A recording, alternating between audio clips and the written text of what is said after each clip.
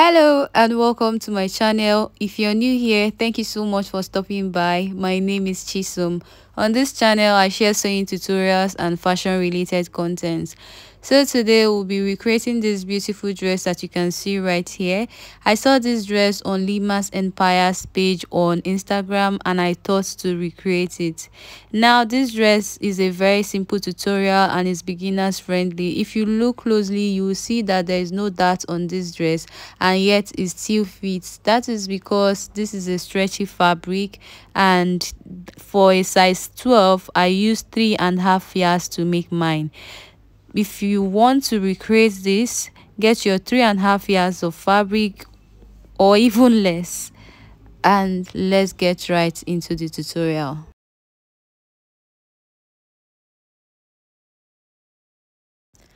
To make the dress, I'll be using this sequins fabric, and here I have 3.5 yards. I almost used all of it in making this dress because I made for a size 12. So if you're a size 10 below, I'm sure 3 yards will be enough for you, and if you're size 12 above, 3.5 yards should be enough for you. So I'll go ahead and fold for the cutting of the lower part first. I mean the skirt part. We'll be folding it into 4 because we'll be drafting the front and the back skirt together. I'll fold my fabric into 2 like I have done here in the video. I'm going to arrange it properly to align very well. Then I'll go ahead and fold another, making it 4 folds. Now the volume I have on fold is enough to accommodate my hips divided by 4, which is the biggest part of my body measurement, without any allowance. The only allowance is going to be for the attachment of the zipper. Okay, because this is a stretchy fabric, I have zipper allowance for this at the center back here, and that is the only allowance I have here. Okay, so this is the full length of my skirt. From the tiniest part of my waist to my ankle is the length of this skirt I have here. So right here I'll rule a line to serve as a guide and my waistline. Now I'll place my tape on that line to mark out my hips line, which is 10 inches. I'll mark my knee line, which is 20 inches. So remember, this is the center back and center front. So from the center front on the waistline, I'll measure my waist divide by 4 minus 1 inch.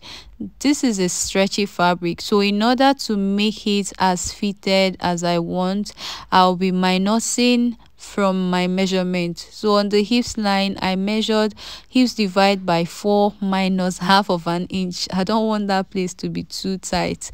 So what I have on the hips line, I'll take away 1.5 inches from it and mark it on the knee line. So if you want yours to be more fitted around the knee, you can take away 2 inches. That is if you know how to catwalk very well. So I am going to connect the point on the waist to the hip line, and from the hip line to the knee line.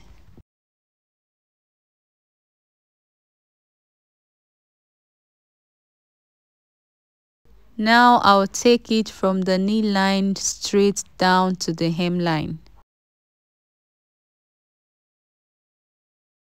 So this will be all for the skirt part. I'll go ahead and cut out the shapes that I have made on the fabric, and then I'll fold for the cutting of the upper part. For the upper part, I'll fold my fabric into 4 just like I did for the lower part. I'll make sure the volume I have on fold is enough to accommodate my bust circumference divided by 4, and then for the zipper allowance that will be at the center back.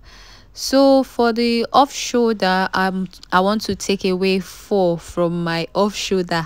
Okay, I don't want it to be too off. Okay, so that is why I'm using 4. You can use 5, you can use 6, depending on how off you want yours to be. Now I'll place my tape away by 4 inches and mark my horizontal lines. I'll mark my bust point line, my under bust line, which is 14 inches. My half length is 16.5, but I'll be adding half inch to that for joining to the lower parts, making 17 inches. I'll also be marking my armhole line right here, which is 8 inches. I'm using 8 inches because this is a stretchy fabric, but normally I use 8.5 inches. After making the marks, I'll go ahead and cut this out, making sure I leave a space for the zipper at the center back. Now I have cut it out. Here is my center front, which is going to be on fold, and the center back is the open part. Now I'll take my neck width measurement of 5 inches. Should I say my chest measurement? This is how tight I want it to be around the chest line. On the armhole line, I'll measure my bust divide by 4 minus 1 inch, and also on the bust point line, I'll measure my bust divide by 4 minus 1 inch. Basically, what I have on the armhole line is the same thing on the bust point. On the waistline, I'll measure my waist divide by 4 minus 1 inch. Remember, I told you guys this is a stretchy fabric, so in order to make your dress fitted, you have to minus from your measurement. So now I'll connect the points together from the bust point to the under bust down to the waistline. Now I'll connect the point on the chest line to meet the armhole line to give me my armhole curve. So basically, I'm smoothing out the marks to be more visible. After that is done, I am going to determine how low I want my sweetheart neckline to be. From the top, I came down by 2 inches. So you can do 1 inch or 2, 3, depending on what you want. And from that point, I'll connect to the neckline depth. So this is how deep I want my neckline to be. Actually, you can do lower, you can do higher, you can even do it squared, just the way it is initially, depending on your choice. Okay, so right now I'll go ahead and cut it out, making sure I cut out the back neckline first, because the back neckline is straight while the front neckline is the deep one. Okay, so if you want to have sweetheart neckline for both the front and the back, you can go ahead and cut out this one, but I'll cut out the back, which has a straight line first, then afterwards I will trim off the front neckline.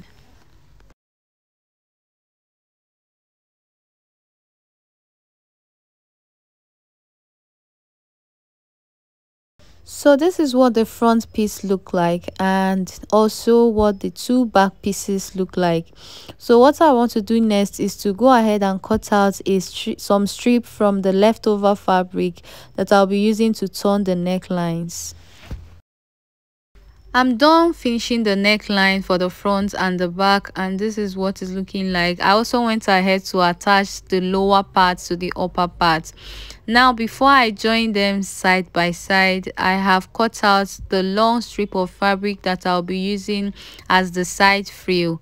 Now, this long strip, I have 2 for 2 sides of the skirt part, and the length is ×2 of the skirt length I have here.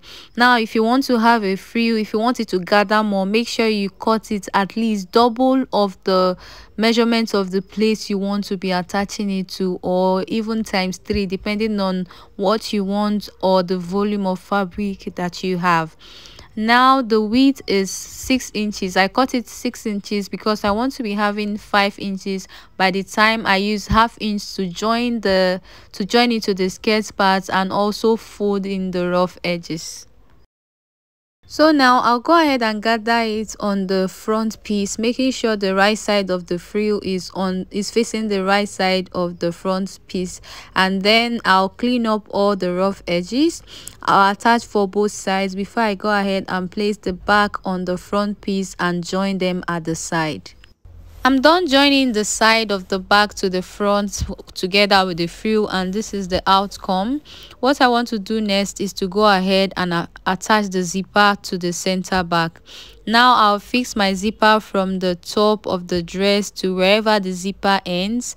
Then at that point the zipper ends, I will close the center back from there and stop at any point where I want my center slit, my back slit to start. Now this is totally your choice. If you want to have a very long slit, you can go ahead and leave a space wherever you want your slit to start or to end. I have fixed the zipper and also left a slit for the back opening. This is the slit I left, and you can see it's not too long. I also finished up the hemline and cleaned up any rough edges right on the dress. So the next thing is to cut out the sleeve. It's a very simple thing to do.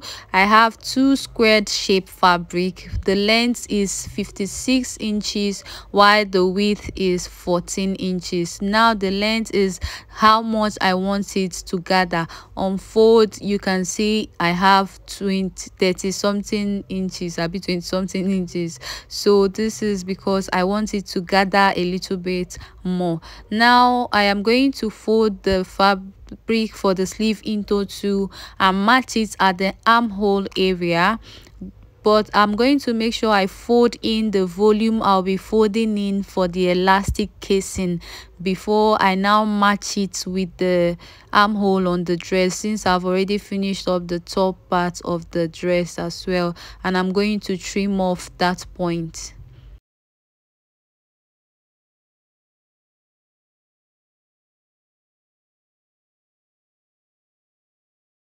So this is basically like transferring the shape on the armhole on the dress to that on the sleeve, so that by the time I'm joining it, everything will align properly. So I'll go ahead and create a casing for the elastic I'll be attaching to the up and the lower part of the sleeve.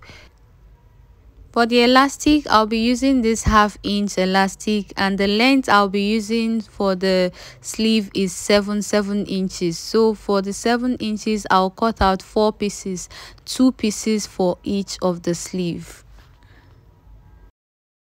Right now, I'm done passing the elastic through the channels that I created for them on both the upper and lower part of the sleeve, and this is the outcome. You can see how puffy my sleeve is. This is exactly how I want it. This sleeve actually took a larger part of my fabric actually. So I'll go ahead and close the side of the sleeve, leaving open only the side that will be attached on the dress. And afterwards I'll go ahead and attach the 2 sleeves on the dress and then show you guys the final results. Here is the outcome of the dress, guys. You can see that the dress came out beautifully. I wish I can wear it on my body, but I am really sick to wear and start making videos. So thank you guys so much for watching to the end of this video. If this video was helpful to you, please give it a thumbs up, share it with your loved ones who might also be interested in learning this type of dress. And if you're yet to subscribe to this channel, kindly hit the subscribe button and keep this community growing and running. Till I see you again in my next tutorial. Bye.